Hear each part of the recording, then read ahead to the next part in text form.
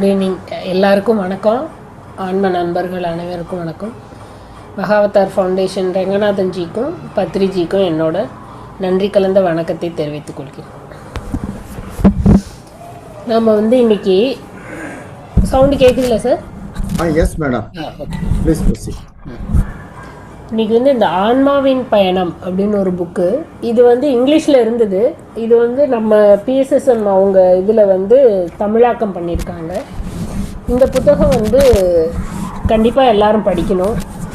ஆனால் இந்த மாதிரி கிளாஸில் படித்து நம்ம அதை சொல்கிறத கேட்டுட்டு படிச்சிங்கன்னா கொஞ்சம் உங்களுக்கு கொஞ்சம் நல்ல புரிதல் இருக்கும். ஸோ இது நாம் யாருன்னு தெரிஞ்சுக்கிறதுக்காக தியானம் பண்ணுறோம். ஸோ இந்த புக்கில் இருக்கிற விஷயங்கள்லாம் நம்ம தெரிஞ்சுக்கிட்டு நாம் தியானம் பண்ணும்போது இன்னும் நம்மளுக்கு இந்த இந்த வாழ்க்கையை நடத்துறதுக்கு ரொம்ப உதவியாக இருக்கும். இந்த புக்கு நம்மளுக்கு ஏன் இந்த பிரச்சனை வருது அப்படின்னு நம்மளுக்கு நிறைய கேள்விகள் இருக்கும்ல, அதுக்கு எல்லாம் இந்த புக்கில் விடை இருக்கும். ஸோ நம்ம யார், நாம் ஒரு ஆன்மா அப்படிங்கிறத இந்த புத்தகத்தில் எப்படி சொல்லியிருப்பார்னா, இதை எழுதின ஆசிரியர் பீட்டர் ரிச்லியூ. அவருக்கு சின்ன எதுக்காக இந்த புக்கு எழுதியிருக்காருன்னு சொல்லிடுறேன். ஆனால் நம்ம பார்க்க போகிறது என்னமோ, அவர் கேள்வி கேட்பார், அதுக்கு பதில் வரும். அந்த ஆச்சாரியார்னா அவருக்கு குருவாக இருக்கிறவர்கிட்ட பதில் கொடுப்பார். அதை மட்டும் நம்ம இன்றைக்கி பார்க்க போகிறோம். புத்தகம் தெரியாத ஒரு சின்ன முன்னுரை மாதிரி சொல்லிடுறேன். பீட்டர் ரிச்லியூங்கிறவர் இந்த புத்தகத்தோட ஆசிரியர். அவரோட தம்பி மிக இளம் வயதிலே 21 வயதிலேயே போரில் விமான ஓட்டியாக இருந்து இறந்துருப்பார். அது அவரால் தாங்கவே முடியாது. ஏன்னா அவ்வளோ திறமையான ஒரு பைலட்டாக இருப்பார். அவர் விமான ஓட்டியாக இருப்பார். போரில் விமானம் ஓட்டுறவராக இருப்பார்.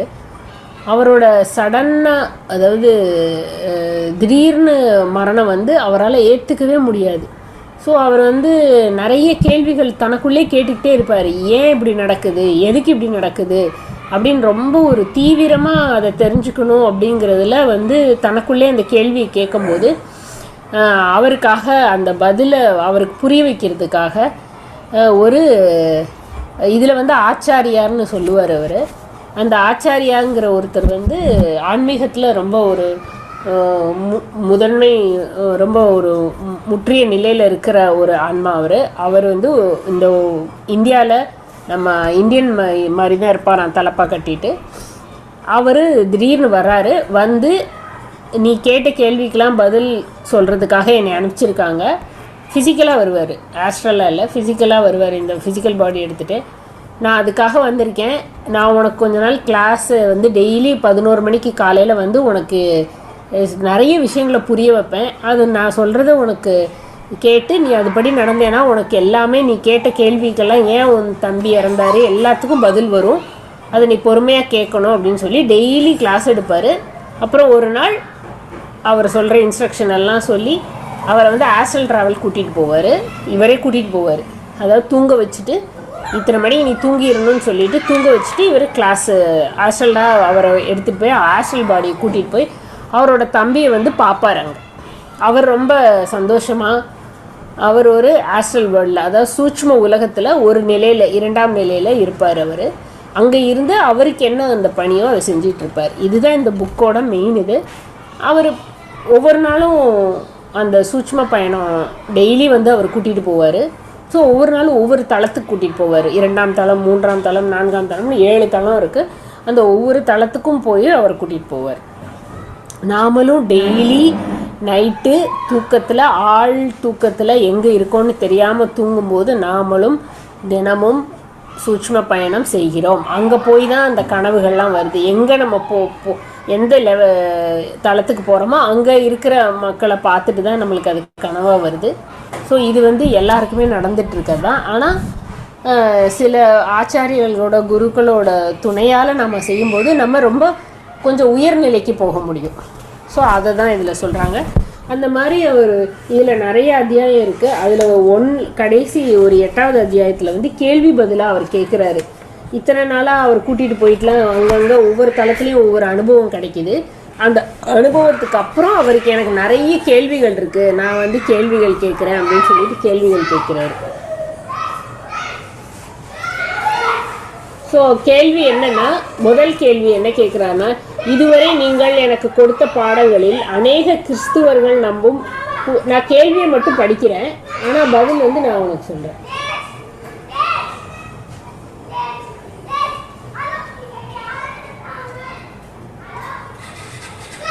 சார் உங்களோட வாய்ஸ் கேட்கலையே.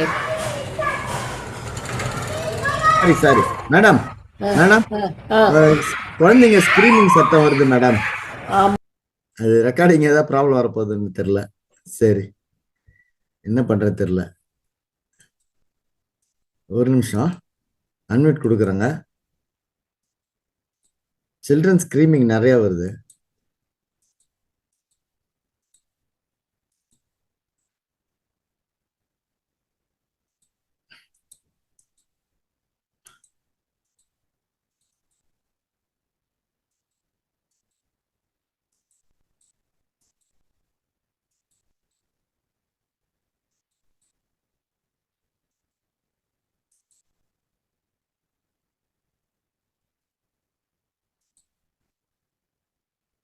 Few seconds, masters.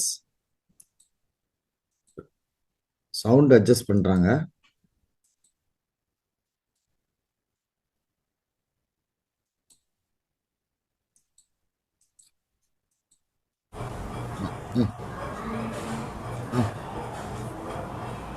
Yes madam. Sorry sir, இப்போ கொஞ்சம் பரவாயில்லையா? இப்போ பரவாயில்ல, கம்மி. கொஞ்சம் விண்டோஸ் எல்லாம் க்ளோஸ் பண்ணிட்டு வந்தேன். Yes madam, thanks madam. So அவர் என்ன கேட்குறாங்கன்னா, கேள்வியை மட்டும் நான் படிக்கிறேன், பதிலை வந்து நான் எக்ஸ்பிளைன் பண்ணுறேன். இதுவரை நீங்கள் கொடுத்த பாடங்களில் அநேக கிறிஸ்துவர்கள் நம்பும் புராதன, அதாவது கன்வென்ஷனல் வழக்கமாக சொர்க்கம் பற்றி எதுவுமே கூறவில்லையே. உண்மையில் சொர்க்கம் என்று ஒன்று உள்ளதா, அல்லது அது பேராலய பாதிரிமார்களின் மற்றும் மதாச்சாரியர்களின் கற்பனையில் மட்டும் உள்ளதா? அதாவது சொர்க்கம் நிஜமாவே ஒன்று உண்டா, இல்லை வந்து அது வந்து கற்பனையா அப்படின்னு கேட்குறாரு. ஸோ இவர் என்ன, இந்த ஆச்சாரியா வந்து என்ன பதில் கொடுக்குறாருன்னா, நிஜத்தில் சொர்க்கம் என்று தனியாக ஒன்றும் இல்லவே இல்லை, அப்படிலாம் எதுவும் கிடையாது. ஆனாலும் என்னன்னா, ஒரு துன்பம் நீங்கிய நிலையில ஒரு இன்பமான ஒரு உணர்வு நிலையில இருக்கிற இடமே சொர்க்கம் மாதிரி தான் இருக்கும் அப்படின்னு சொல்றாரு. இது வந்து எப்படின்னா, சூட்ச்ம உலகத்துல ஒவ்வொரு தளங்கள் இருக்கு. அந்த ஒவ்வொரு தளங்களையும் மேல் தளங்களுக்கு போக போக நாம வந்து அந்த இன்பம் நீங்கிய துன்பம் நீங்கிய ஒரு நிலையில இருக்கும்போது நம்மளுக்கு அது வந்து உண்மையிலே சொர்க்கம் மாதிரி தான் இருக்கும். சொர்க்கம்னு ஒன்றும் தனியாக கிடையாது அப்படிங்கிறாரு. ஹெவன் அப்படிங்கிறது தனியாக கிடையாது. பைபிளில் வந்து இயேசு என்ன சொல்லியிருக்காரு அப்படின்னா, ஒரு திருடன் வந்து மனம் திருந்திய பிறகு அன்னைக்கு அவர் சொல்லுவார், நீ என்னுடன் சந்தோஷ தோட்டத்தில் இருப்பாய் அப்படின்னு சொல்லியிருக்காராம். அதாவது நீ எப்போ வந்து நாம ஆன்மா அப்படிங்கிற உணர்ந்து நம்ம செய்கிற தப்புலேருந்து நாம் உணர்றோமோ அப்போவே நம்மளுக்கு வந்து சொர்க்கத்தில் இருக்கிற மாதிரி தான் அப்படிங்கிறது சொல்கிறாரு. இந்த கிரீக் மக்கள்கள்லாம் வந்து இந்த பாரடைஸ் அப்படிங்கிற ஒரு வார்த்தையை உண்டு பண்ணியிருக்காங்க. சொர்க்கம்ங்கிறது ஒரு ரொம்ப ஹை மன உலகில் வந்து ரொம்ப உயர்மட்ட ஒரு தளம். அதாவது அந்த நிலையில, அந்த இன்பமான ஒரு நிலையில நாம் இருந்தோம் அப்படின்னா அது நம்மளுக்கு சொர்க்கமாக இருக்கும். இப்போ நம்ம வந்து நாம் இங்கே கற்றுக்க வேண்டிய பாடங்களை கற்றுக்காம நாம் இங்கே இந்த பூலோகத்தில் வந்து என்ன ஒரு அனுபவம் பெறணும்னு நினச்சிருக்கோமோ, என்ன பாடம் கற்றுக்கணும்னு நினச்சிருக்கோமோ அதை செய்யாமல் நாம் வந்து இந்த உடலை நீக்கும் போது என்ன நடக்கும் அப்படின்னா, அந்த பாடங்களை கற்றுக்கிற வரைக்கும் நம்மளால் சூட்ச்ம பயணம், சூட்ச்ம உலகத்துக்கு செல்ல முடியாது. அதுக்கு இடைப்பட்ட ஒரு இடத்துல இருந்து திரிசங்குன்னு சொல்கிறாரு, பர்கேட்டிவ் உலகம்னு சொல்கிறாரு, அங்கே இருந்து இங்கே கற்றுக்காததை கற்றுக்கிட்டு அதை முடிக்காத வரைக்கும் நாம் அங்கே போக முடியாது. ஸோ நாம் உடலை விட்டால் கூட இங்கே கற்றுக்காதது அங்கே போய் கற்றுக்கும் போது அது நம்மளுக்கு நரகமாகவே இருக்கும். ஏன்னா இங்கே வந்து நிறைய வாய்ப்புகள் கொடுத்துக்கிட்டே இருப்பாங்க. இந்த பூலோகத்தில் நம்ம இந்த உடலில் இருக்கும்போது நாம் கற்றுக்க வேண்டிய லெசனை வந்து பாடத்தை கற்றுக்கிட்டு நாம் அந்த ஆன்மான் உணர்வு நிலைக்கு வரும்போது அந்த கர்மாவை கழிக்கிறதுக்கு நிறைய வாய்ப்புகள் வந்துக்கிட்டே இருக்கும். அங்கே அப்படி கிடையாது. அங்கே வந்து நீங்கள் ஒரு இதை ஒரு குறிப்பிட்ட சேலஞ்சையோ குறிப்பிட்ட அதாவது இல்லை வாழ்க்கையில் கற்றுக்க வேண்டிய விஷயத்த ரொம்ப குறுகிய காலத்திலே நீங்கள் ஒரே ஒரு சான்ஸ் ஒரே ஒரு வாய்ப்பு தான் கொடுப்பாங்க, அதிலே கற்றுக்க வேண்டியது இருக்கும். ஸோ அப்போ அது ரொம்ப கஷ்டமாக இருக்கும் நம்மளுக்கு. இங்கே பூலோகத்தில் இருக்கிறத விட அங்கே ரொம்ப கஷ்டமாக இருக்கும். அதனால அது வந்து நம்மளுக்கு நரகமாக இருக்கும். அதை முடிக்காத வரைக்கும் நீங்கள் சூட்ச்ம உலகம் அடுத்த லெவலுக்கு நம்ம உடம்பு போகாது, போகாதுங்கிறனால நம்மளுக்கு அது நரகமாக இருக்கும் அப்படிங்கிறத சொல்கிறாரு.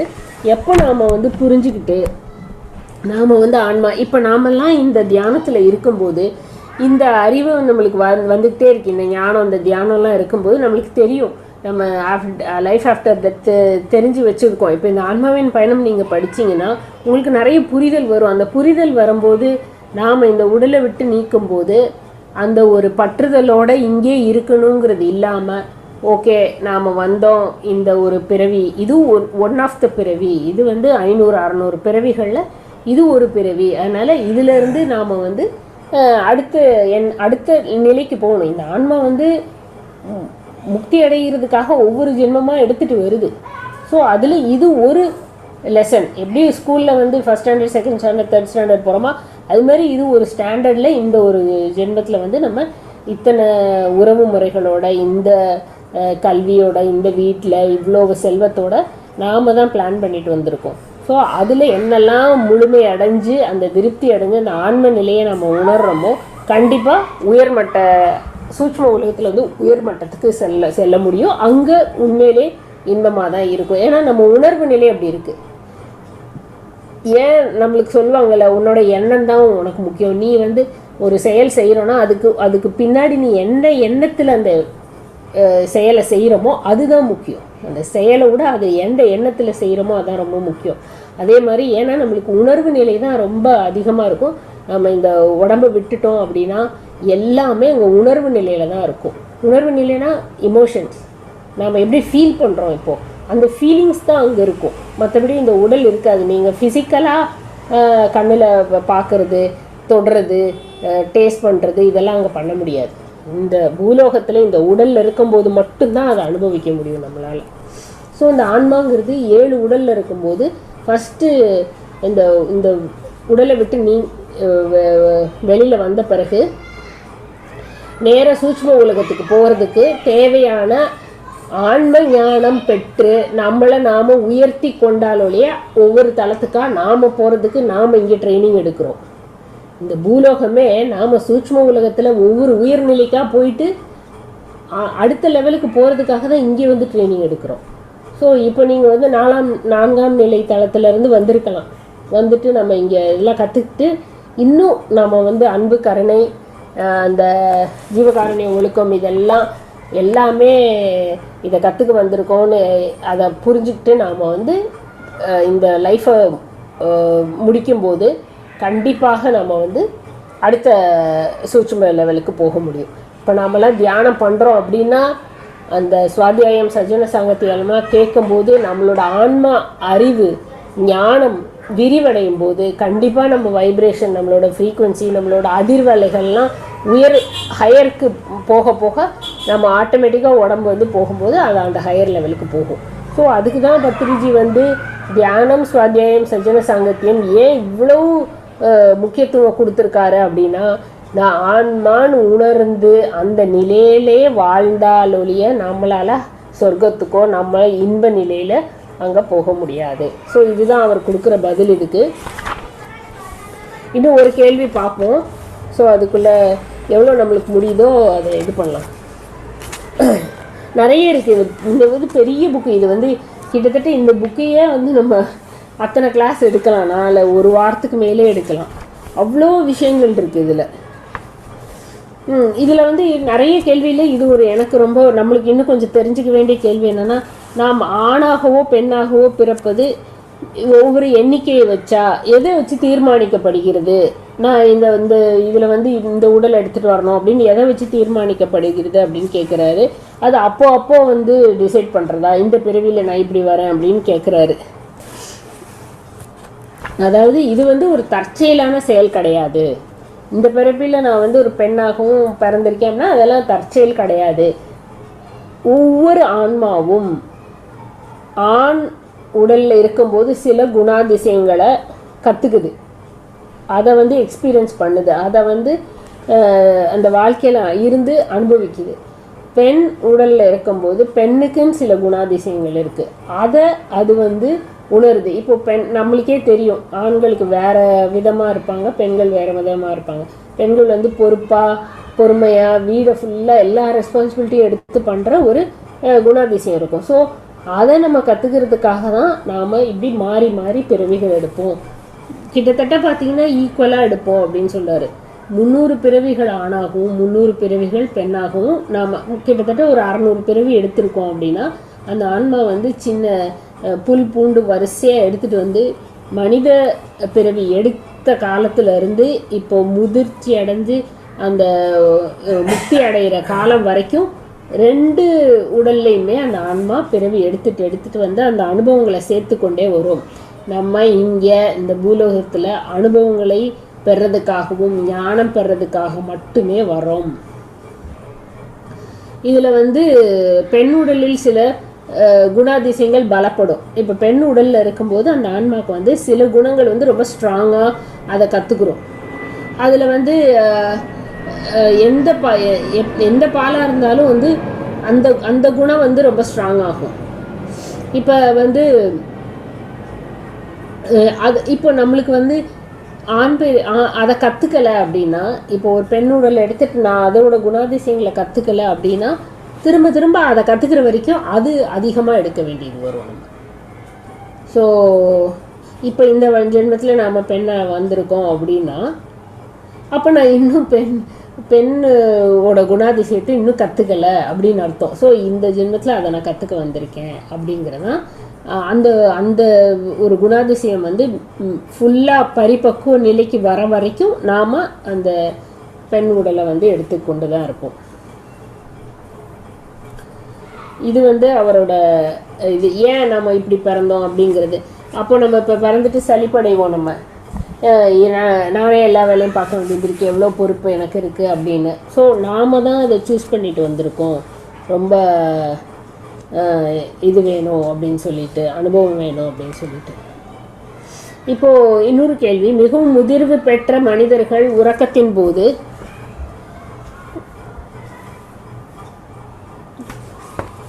உடலை விட்டு சூட்ச்ம உடல் பெற்ற ஞாபகங்கள் மறுபடி உடலுக்குள் புகுந்த பின்னர் அவர்களுக்கு சாத்தியமா? அதாவது ரொம்ப முதிர்வு பெற்றுட்டாங்க, அவங்க வந்து ஒவ்வொரு வட்டம் சூட்ச்ம உலகம் போயிட்டு வந்துட்டு அதெல்லாம் முழுமையாக அவங்களுக்கு ஞாபகம் இருக்குமா அப்படின்னு கேட்குறாரு. இப்போ நாமளும் டெய்லி போகிறோம்,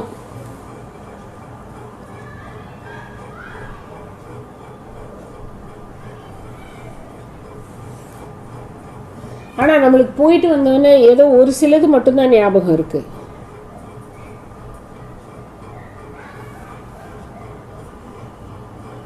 ஏதோ ஒரு சிலது மட்டும்தான் ஞாபகம் இருக்குது, எல்லாம் முழுமையாக ஞாபகம் இருக்கிறது இல்லை. அப்போது அதுக்கு என்ன சொல்கிறார் அப்படின்னா, முழுமை பெற்ற முழு வளர்ச்சி பெற்ற மனிதன் அப்படின்னா என்ன அப்படின்னா, அது கிட்டத்தட்ட ஒரு 500-600 பிறவிகள் எடுத்திருக்கும். அதுக்கப்புறம் அவங்க எடுக்கிற ஒவ்வொரு பிறவிலையும் இந்த ஆன்மாவை பற்றின விஷயங்களை இப்போ நம்ம கற்றுக்கிற மாதிரி இது வந்து கடைசி 50லேருந்து 60 பிறவிக்குள்ளே இதெல்லாம் நடக்கும். அது வரைக்கும் நம்ம இந்த உலக வாழ்க்கையை பற்றின விஷயங்களே தான் கற்றுட்டு போயிருந்திருப்போம். நான் ஒரு ஆன்மா, தியானம் பண்ணணும், நான் என்னை தெரிஞ்சுக்கணும் அப்படிங்கிறது எதுவுமே நம்மளுக்கு அதுக்கு முன்னாடி தெரியவே தெரியாது. இப்போது அந்த கடைசி 50லேருந்து 60 பிறவிக்குள்ளே தான் இந்த மாதிரி சில ஞானங்கள்லாம் கேட்டு நாமளும் தியானம் பண்ணி கொஞ்சம் கொஞ்சமாக நம்மளை வந்து உயர்த்திக்கிட்டே வரும்போது தான் நாம் வந்து சூட்ச்ம பயணம் போனால் முழுமையாக இதை வந்து நம்மளால் ஞாபகம் வச்சுக்க முடியும் அப்படின்னு சொல்கிறாரு. ஆனால் இந்த புக்கை எழுதின ஆசிரியருக்கு வந்து என்னென்னா ஒரு கிஃப்ட் மாதிரி, அவருக்கு இந்த ஆன்மீகம் பற்றி தெரியாமலே அவருக்கு வந்து இந்த வாய்ப்பு கிடச்சிருக்கு அப்படின்னு சொல்கிறார். உனக்கு வந்து நீ இதில் வந்து உனக்கு ஒரு அதாவது நீ இதை பற்றி எதுவுமே தெரிஞ்சுக்கலைனாலும் உனக்கு வந்து சூட்ச்ம உலகம் பற்றின எல்லா விஷயங்களும் நான் உனக்கு சொல்லி கொடுத்துட்டேன். ஸோ நீ என்ன பண்ணணும் அப்படின்னா, நாங்கள் இந்த மாதிரி ஹையர் மாஸ்டர்ஸில் என்ன எதிர்பார்க்குறோம் அப்படின்னா, நீ வந்து உனக்கு அளித்த இந்த வார்த்தை, அறிவு, இந்த அறிவை வந்து அதை நன்றியுடன் ஏற்றுக்கொண்டு அதை வந்து மற்றவங்களுக்கு போய் சொல்லணும். அதுதான் பத்ரிஜி சொல்லியிருக்காரு. பத்ரிஜி என்ன சொல்றாரு, எல்லாருக்கும் ஷேர் பண்ணுங்க அப்படின்னு சொல்றாரு. இவருமே அதான் சொல்றாரு, எப்போ நீ அந்த பணியை செய்கிறியோ அதுதான் உனக்கான பணி. இந்த ஜென்மத்தில் நீ செய்ய வேண்டிய பணியே அதுதான். அதுக்காண்டி தான் உன்னையை தேர்ந்தெடுத்து உனக்கு இதை புரிய வச்சுருக்கோம். உனக்கு அந்த அனுபவமே அந்த ஞானமே இல்லைன்னா கூட உனக்கு அந்த அனுபவத்தை நாங்கள் கொடுத்துருக்கோம். ஸோ அந்த அனுபவத்தில் நீ பெற்றது எல்லாத்தையும் நீ மற்றவங்களுக்கு போய் சொல்லணும் அப்படின்னு சொன்னனால தான் இவர் வந்து அவர் டெய்லி வந்து நிறைய விஷயங்கள் சொல்ல டெய்லி உட்காந்து எழுதி தான் இந்த புக்கை ஃபார்ம் பண்ணியிருக்காரு. அன்னன்னைக்கு இன்றைக்கி 11 மணிக்கு வந்து ஒரு மணி நேரம் லெக்சர் கொடுத்துட்டு போனோன்னா அதை ஞாபகம் வச்சு ஃபுல்லாக எழுதிடுவார். அடுத்த நாள் அவர் கொடுக்கும்போது அதை எழுதுவார். கடைசியில் ஒரு தடவை அவர் அந்த ஆச்சாரியா வந்து எல்லாத்தையும் படித்து பார்ப்பார், இவர் எப்படிலாம் எழுதியிருக்காருன்னு. உன்னோட புரிதல் கரெக்டாக இருக்குது, நீ கரெக்டாக தான் எழுதியிருக்க, நான் சொன்னதெல்லாம் உள்வாங்கி முழுமையாக நீ எல்லாருக்கும் கொடுத்துருக்க அப்படின்னு சொல்லி இந்த புக்கில் சொல்லுவார்.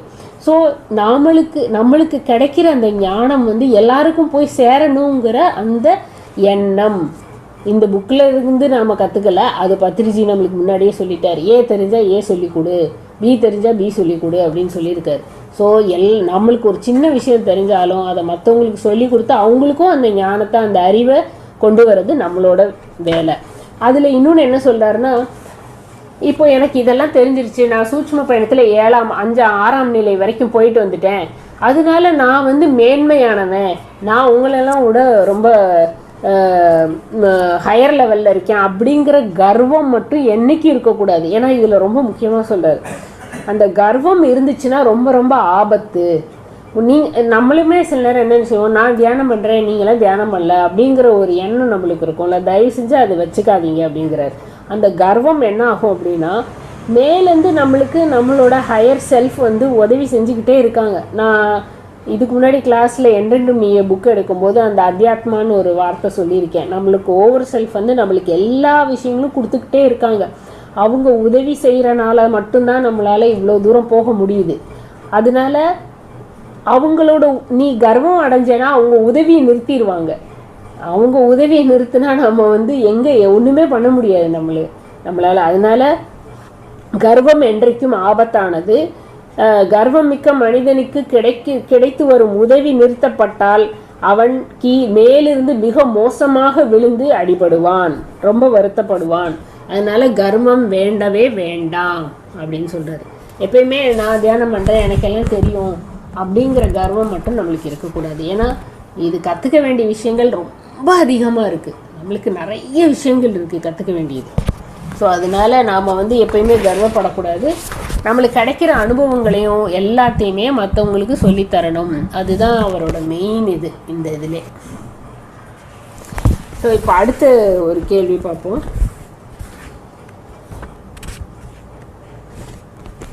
தற்கொலை பற்றி நீங்கள் எதுவுமே கூறவில்லையே அப்படின்னு கேட்குறாரு. இது வரைக்கும் நடத்தின கிளாஸில் பற்றி நீங்கள் வந்து சூசைட் பற்றி எதுவுமே கூறவில்லையே, அது என்ன அவ்வளோ பெரிய குற்றமா அப்படின்னு கேட்குறாரு. ஆமாம் அப்படிங்கிற மாதிரி சொல்கிறாரு. அதாவது நம்மளை நாமே மாய்த்து கொள்வதற்கு நம்மளுக்கு எந்த ஒரு ரைட்ஸும் கிடையாது. அது வந்து ரொம்ப ரொம்ப முட்டாள்தனமான ஒரு செயல். நீ வந்து ஒரு ரொம்ப பெரிய பிரச்சனையில் மாட்டியிருக்கேன்னா அது முன் செய்த வினையினால தான் அது வந்திருக்கு, நீ செஞ்சனால தான் அது வருது. அப்போ அதை கடந்து தான் செல்லணும். அதை நம்ம வந்து எப்படி அதுலேருந்து வெளியில் வரணுங்கிறத தான் பார்க்கணும் இல்லையா. அதுலேருந்து தப்பிச்சு ஓடுறதுக்கு பண்ணோன்னா திருப்பி அந்த இதுக்கு வந்துக்கிட்டே தான் இருக்கும். அதை வந்து இந்த ஜென்மத்துலேருந்து நம்ம தப்பிச்சு போகிறோம் அப்படின்னா அடுத்த ஜென்மத்தில் அது ரொம்ப இன்னும் கொஞ்சம் அதிகமாக ஸ்ட்ராங்காக வரும். அப்போ அதை நம்மளால் மேனேஜ் பண்ணவே முடியாது. ஸோ அதனால் அந்த தற்கொலைங்கிறது வந்து ரொம்ப ரொம்ப ரொம்ப மிக மோசமான ஒரு முட்டாள்தனமான செயல். அதை செய்யவே கூடாது யாருமே அப்படிங்கிறாரு. ஏன்னா இப்போ நான் தப்பிச்சு போய் தற்கொலை பண்ணிட்டு போயிடுறேன், இந்த பிரச்சனை என்னால் அதை வந்து தாங்கிக்க முடியலை அப்படின்னு நீ பண்ணேன்னா கண்டிப்பாக அடுத்த ஜென்மத்தில் வந்து இதை விட ரொம்ப ஸ்ட்ராங்காக ரொம்ப இன்னும் கொஞ்சம் அதிகமான பிரச்சனையை தான் நம்ம ஃபேஸ் பண்ண வேண்டியது வரும். அதனால அதை பண்ணவே கூடாது அப்படிங்கிறது மாதிரி சொல்கிறாரு. அந்த மாதிரி பண்ணின ஆன்மாக்கள் எல்லாருக்குமே ஆஸ்ட்ரல் வேர்ல்டுக்கு அடுத்த லெவலுக்கு போகிறதுக்கு உதவியே கிடைக்காதான். யாருமே வந்து அவங்க அந்த ஸ்பிரிட் கைட்ஸ் வந்து உதவியே செய்ய மாட்டாங்களாம். ரொம்ப நாளைக்கு அவங்க அந்த இடத்துலயே தங்கி இருக்கிற மாதிரி இருக்கும் அந்த ஆஸ்ட்ரல் எத்ரிக் பாடி. ஸோ அது ரொம்ப அவங்க உணர்ந்து ரொம்ப வருத்தப்பட்டு ஒரு நிலைக்கு வந்த பிறகு தான் அவங்கள கூட்டிகிட்டு போய் நீ பண்ண தப்புன்னு சொல்லி திருப்பி ஒருக்கா அவங்கள பூமிக்கான அனுப்பிச்சி விடுவாங்க. அதனால் அதை மட்டும் பண்ணக்கூடாது அப்படிங்கிறத சொல்கிறாரு அவர்.